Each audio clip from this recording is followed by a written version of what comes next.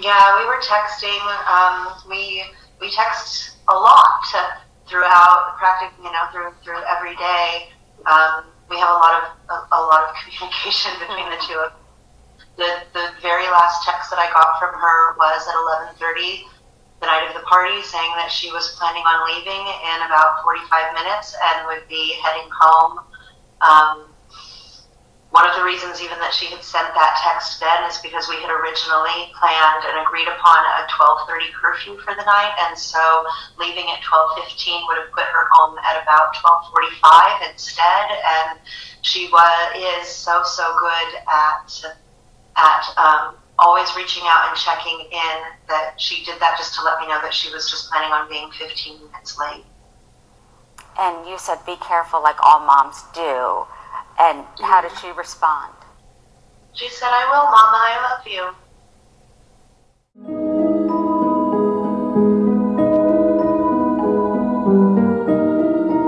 So, how is everyone? I hope you're all well. So today's video is gonna, I suppose, divide people, because some things we have to cover that may not be the most palatable thing to accept. And you know what I'm like over here. I like to be the one who talks about it. So what are we talking about? We're going to be talking about Kiely's mum. But first of all, I just want to cover off something quickly. Now, some of you will know if you're new around here, because we've got some new subscribers around here. We've taken a few on. I thank you all for joining. I think we're sitting at around 24,000 subscribers at the moment. But you know, I had a giveaway in the community feed to win some earrings. And tomorrow is the final day for that. So these are off-white earrings. They're a paperclip earring, and there we go, as modelled. There we go, like that. Made in Italy. They're nice, if you like earrings. And you can win them. So how do you win them? If you haven't already joined, if you've commented on the community feed like you was asked in that other video, then you are entered, do not worry.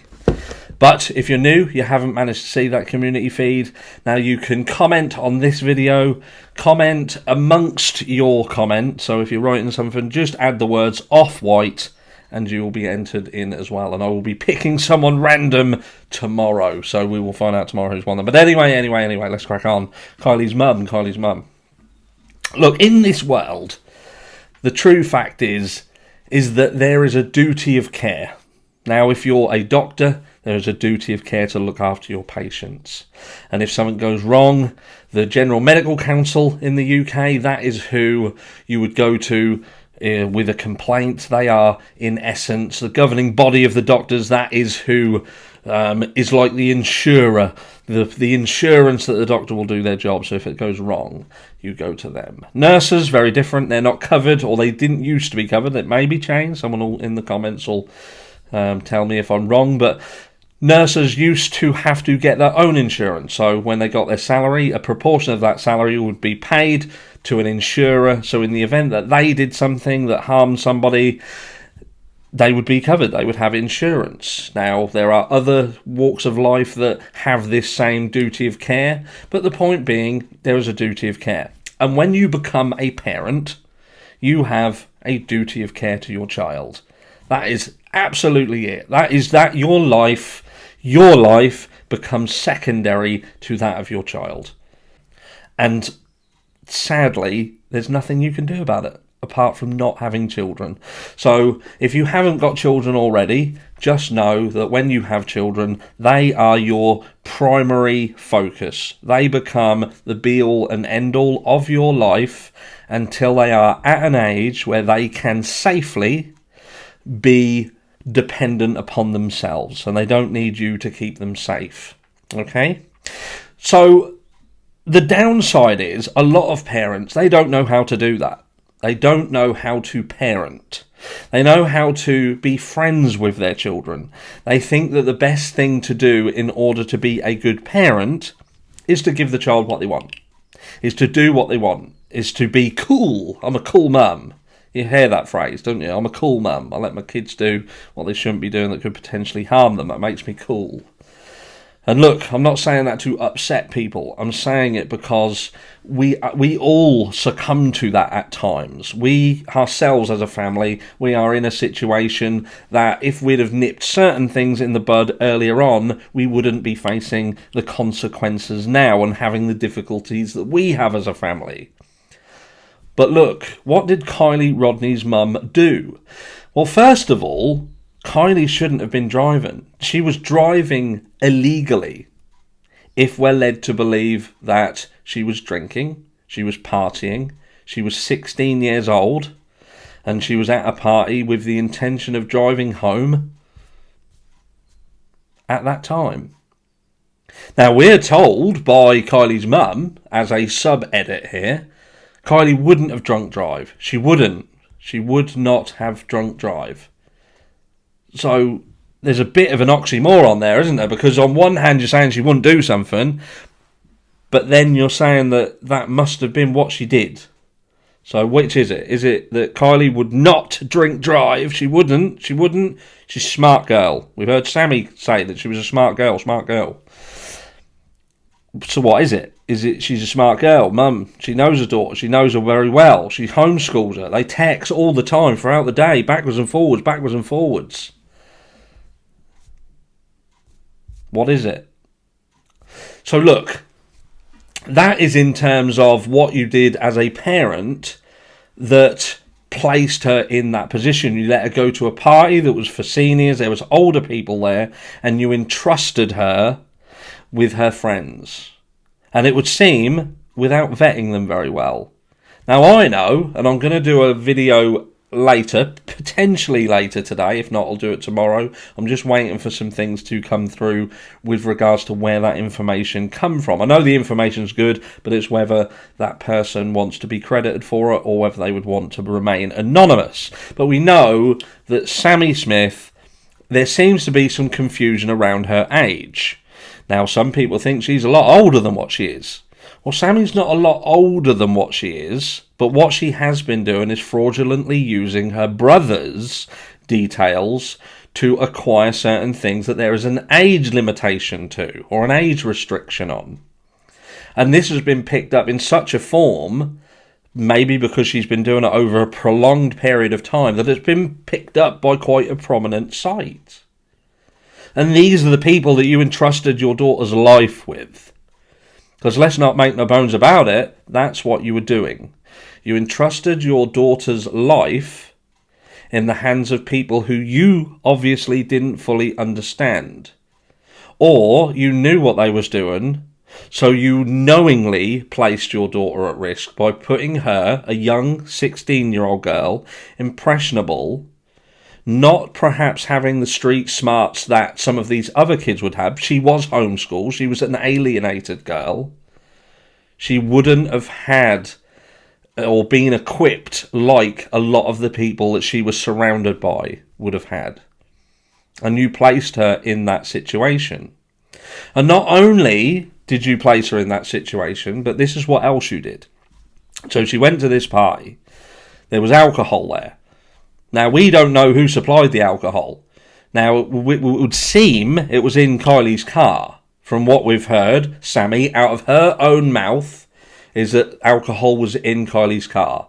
So there's one or two things happening here, and that is either she's telling the truth, so Kiely got the alcohol from somewhere, or Sammy's lying, and she got the alcohol somewhere, and she's trying to stitch your daughter up, to push a narrative towards your daughter that makes her look like a fucking liability. And I've said this previously. And this is the girl that you are putting your arms around and saying that she needs time to heal. I'm telling you now, she was fucking healing alright in that TikTok video, I'm telling you. She was healing just fine. You could also perhaps say that she healed pretty quick, considering that there is numerous times that she has been caught sniggering and laughing prior to speaking to people on camera and off, and in them situations when there's nothing funny. What is funny about all this? What is funny? I didn't see when my friend died in his sleep at 19 years old after a night we'd been out. I didn't see any of us laughing about it. I didn't see anybody laughing and joking about it or sniggering about it. And that was a less traumatic situation with less questions surrounding it. It was simply that he had a heart condition that he didn't know about, and he died of acute left ventricle failure in his sleep at 19 years old. Now, moving forward, what else is an issue here? That is that you had claimed yourself that Kiely was texting you. Now, she texted you, even texted you, to say that she would not be home on time, basically. You said she was a stickler for being home on time, and the fact that she planned on leaving a little bit later, and it was going to push that curfew 15 minutes over, she still messaged you to let you know. So this splits off into two variations of this story now, and that is that, was Kiely at the point she sent that message at 11:30 by your own admission? And we seem to know that she definitely sent that text message, because Sammy said in the All American Dream Chasers interview that they had spoken about it. Can you remember? We spoke about texting a mum. Random text message, random thing to bring up. Do you know what I mean? It was a random thing to slot in there that she was, confirming that there had been a text by Kiely to her mum, as if she was trying to do something there. So look, at that time, 11:30, she was compos mentis enough to understand that she was under curfew, she was going to be late, and she needed to contact you to let you know. She let you know what time she was leaving in order to avoid, I would say, confrontation for being late, and to tell you that she loved you.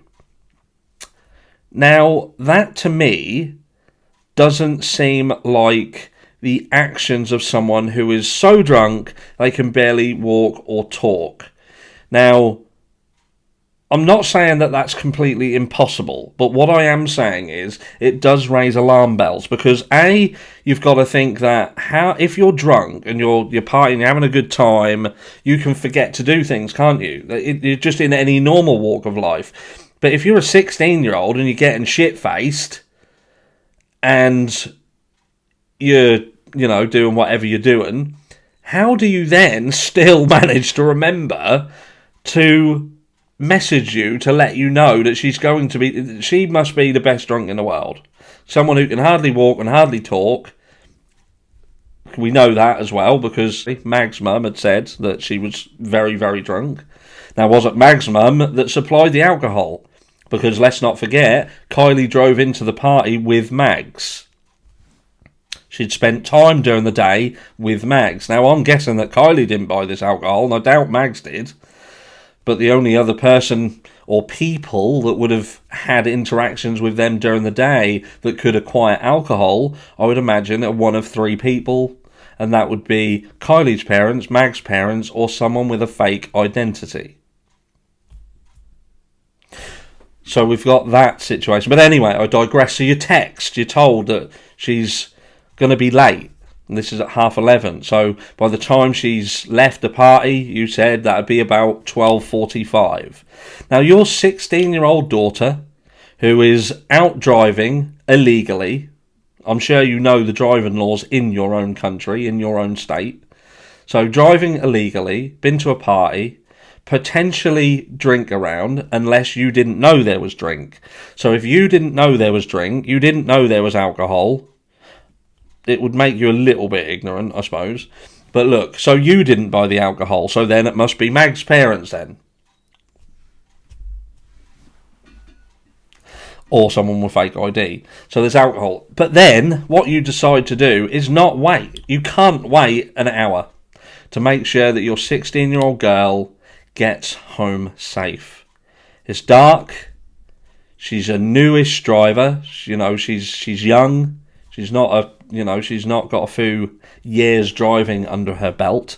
She's been at a party, It's the early hours of the morning, and you just decide to not wait up to make sure she does indeed get in when she says she's going to.